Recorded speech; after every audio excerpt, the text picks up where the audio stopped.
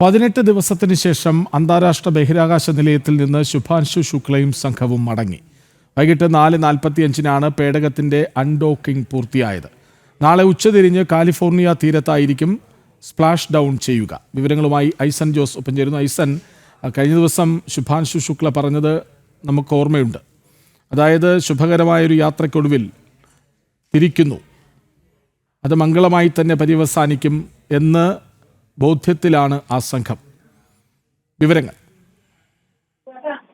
തീർച്ചയായും ആ ബോധ്യത്തിൽ തന്നെയാണ് ആ ബോധ്യം തന്നെയാണ് അദ്ദേഹത്തെ ആത്മവിശ്വാസത്തോടെ ആ വാക്കുകൾ പറയാൻ പ്രേരിപ്പിച്ചത്. അത് ഇന്ന് 4:45 നമ്മൾ നേരിട്ട് കണ്ടതാണ്. 4:45 ബഹിരാകാശ നിലയത്തിൽ നിന്നും ഈ പേടകം വേർപ്പെടുകയും കൃത്യമായി ഭൂമിയിലേക്കുള്ള യാത്ര ആരംഭിക്കുകയും ചെയ്തു. നേരത്തെ നമ്മൾ സൂചിപ്പിച്ചതുപോലെ ചില കാലതാമസങ്ങൾ നേരിട്ടുവെങ്കിൽ കൂടി ഇന്നും ചില സമയം 15 മിനിറ്റോളം നേരത്തെ നിശ്ചയിച്ചതിൽ നിന്നും വൈകിയെങ്കിൽ കൂടി കൃത്യമായ പരിശോധനകൾക്കും നിരീക്ഷണങ്ങൾക്കും ശേഷമാണ് ഈ ഡോക്കിംഗ് യാഥാർത്ഥ്യമായതോടുകൂടി ഈ ബഹിരാകാശ പേടകം അൺഡോക്കിംഗ് യാഥാർത്ഥ്യമായതോടുകൂടി തിരിച്ചുള്ള യാത്ര ആരംഭിച്ചിരിക്കുകയുമാണ്. നേരത്തെ നമ്മൾ കണ്ടതുപോലെ പലതവണ നമ്മൾ ദൃശ്യങ്ങളിലെല്ലാം കണ്ടതുപോലെ തന്നെ നാളെ കാലിഫോർണിയയുടെ തീരക്കടലിലായിരിക്കും ഈ പേടകം വന്ന് സ്പ്ലാഷ് ഡൗൺ ചെയ്യുക എന്നാണ് ഇപ്പോൾ നമുക്ക് മനസ്സിലാക്കാൻ സാധിക്കുന്നത്. 22.5 മണിക്കൂർ നീളുന്ന യാത്രയാണ് എന്നാണ് ഇപ്പോൾ നമുക്ക് മനസ്സിലാക്കാൻ സാധിക്കുന്നത്.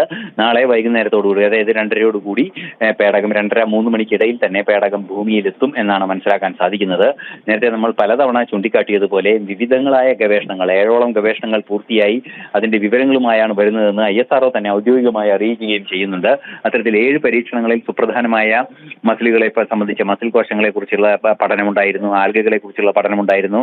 അത്തരത്തിൽ വിവിധങ്ങളായ പഠനങ്ങൾ ഇത് സംബന്ധിച്ച് അദ്ദേഹം അവിടെ നടത്തുകയും ചെയ്തിരുന്നു. അത്തരത്തിൽ നടത്തിയ പഠനങ്ങളെല്ലാം തന്നെ പൂർത്തീകരിച്ചതിന്റെ റിസൾട്ടുകളുമായാണ് അദ്ദേഹം ഭൂമിയിലെത്തുന്നത്. പ്ലാന്റ് ജെർമിനേഷൻ, അതായത് വിത്ത് മുളപ്പിക്കുന്നത് ഉൾപ്പെടെയുള്ള പരീക്ഷണങ്ങൾ അദ്ദേഹം ബഹിരാകാശത്ത് നടത്തുകയും ചെയ്തു. അതെല്ലാം തന്നെ വിജയമായി ഭവിച്ചു എന്നാണ് നമുക്ക് മനസ്സിലാക്കാൻ സാധിക്കുന്നത്. ഇനി നാളെ ഉച്ചതിരിയുന്നതോടുകൂടി പസഫിക് സമുദ്രത്തിൽ വന്നിറങ്ങുകയാണ് ചെയ്യുക. വന്നിറങ്ങുന്നതോടുകൂടി ഒരാഴ്ചയോളം അവർക്ക് ക്വാറന്റൈൻ ഉണ്ടായിരിക്കും.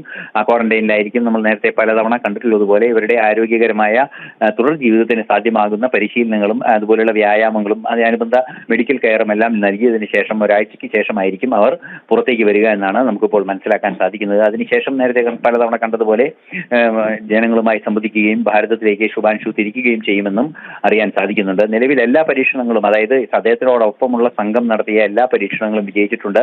അദ്ദേഹത്തിന്റെ പരീക്ഷണങ്ങളും വിജയിച്ചിരുന്നു.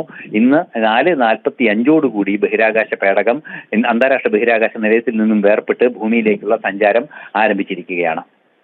ഐസൻ ജോസാണ് വിവരങ്ങൾ നൽകിയത്.